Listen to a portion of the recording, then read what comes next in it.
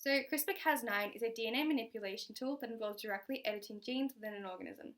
CRISPR-Cas9 is an enzyme found in bacteria that functions somewhat like an immune system. And so we'll look at this later on in Unit 4.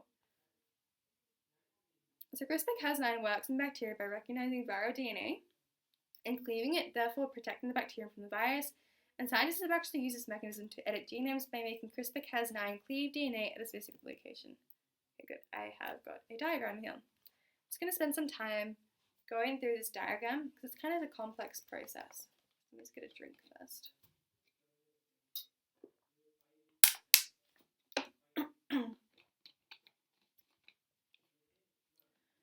So as I mentioned before, in bacteria, we don't have immune systems. And so when a bacteriophage virus infects the bacteria, what it will do is that it will inject its genetic material into the poor bacteria.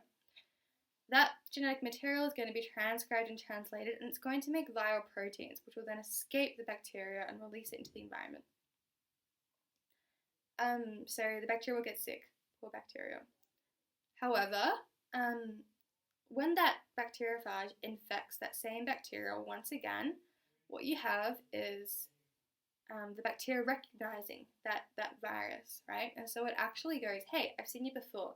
And it releases its endonucleases to cut up the invading viral bacteria, so viral DNA or RNA, and it will kind of render that genetic material immobile and useless. And so it can actually cause like hijacking of all the cellular mechanisms of that bacteria and making viral proteins because it's been chopped up.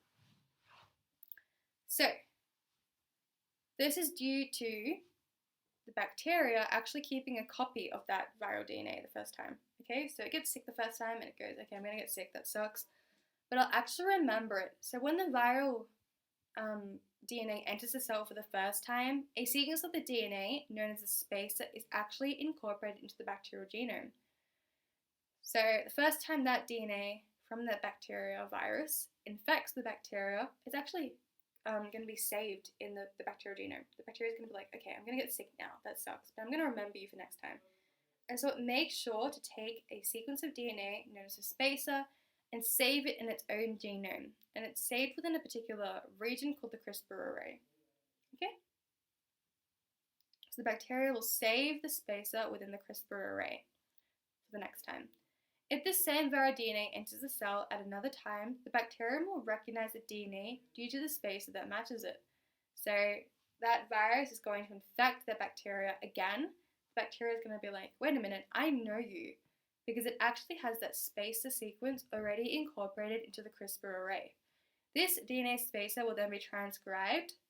So it's in the DNA with the bacteria. It will then be transcribed, so you've got a complementary sequence. And they'll be transcribed to RNA, something called guide RNA. That guide RNA will actually join something called the Cas9 enzyme. So the Cas9 enzyme is actually an endonuclease, and it's a type of molecular scissor. And so this guide RNA joins the molecular scissor, and it's like a recognition site. It will recognize its particular invading viral genome DNA, and it's bound to the molecular scissors. And so it finds that site of the DNA where it recognizes, so that one that the initial spacer came from the virus, will recognize it because it'll be complementary, so it will bind to it. You can have the Cas9 chopping it up. Eventually, this will cause the corresponding section of viral DNA to be cleaved, effectively destroying the viral DNA and preventing infection. Okay? So I think I might go through that process again. Just like super thirsty.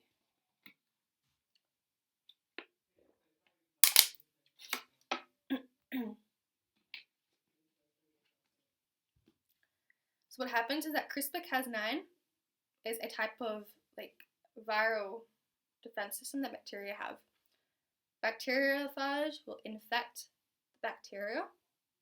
It will insert DNA or RNA into it. It will make the bacteria sick, and the bacteria will get sick, which is sad for the bacteria, but it will actually remember that virus. And so it actually saves a copy of the viral DNA into something called the CRISPR array. So we'll save a sequence of viral DNA called spacer and save it within the CRISPR array. Okay? When it gets infected by that bacteriophage, once again in the future, it's actually going to transcribe that spacer sequence to make a complementary strand known as the guide RNA. This guide RNA will be complementary, and so it will actually bind to the bacteriophage's viral genome, the invading genome, and recognize it. And because this guide RNA is actually attached to the Cas9 complex, or the Cas9 enzyme, it will actually chop it up and cleave it. And this will effectively destroy the viral DNA and prevent infection. This is really cool for bacteria. It means they've got kind of a rudimentary immune system. But it's even cooler for us because we've actually kind of stolen this genome technology and kind of exploited it in the lab, sort of. So what happens is that we actually use the system in order to edit genes. And so in bacteria, the guide RNA matches the viral DNA to be cleaved.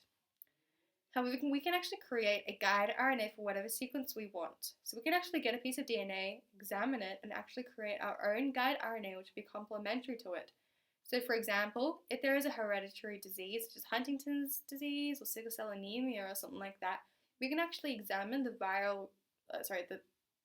genome, and particularly the sequence which actually leads to this disease, and we can actually create a guide RNA which is complementary to this particular gene of interest. As such, we can actually create a CRISPR-Cas9 complex, so we'll have that guide RNA, which is complementary to it, and we can attach it to the Cas9 molecular scissors or endonuclease, and it will cut the gene at that particular region. As such, we can actually cut up or cut out that particular sequence which causes the disease. We can actually try and solve quite deadly or detrimental diseases here.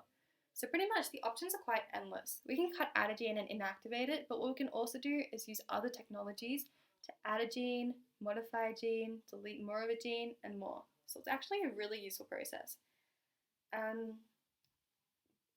So yeah, we call this CRISPR-Cas9. So you can see here we've got a double-stranded DNA. So this is the target DNA. We'll have this guide RNA here, which is actually targeting. So the guide RNA here is targeting this particular sequence here, and you have the Cas9 sequence, which actually causes that cleavage process. So it snips up that DNA and causes an incision, which you can then insert another gene into, or delete this region, or modify it, etc. So there's kind of a lot that you can do here.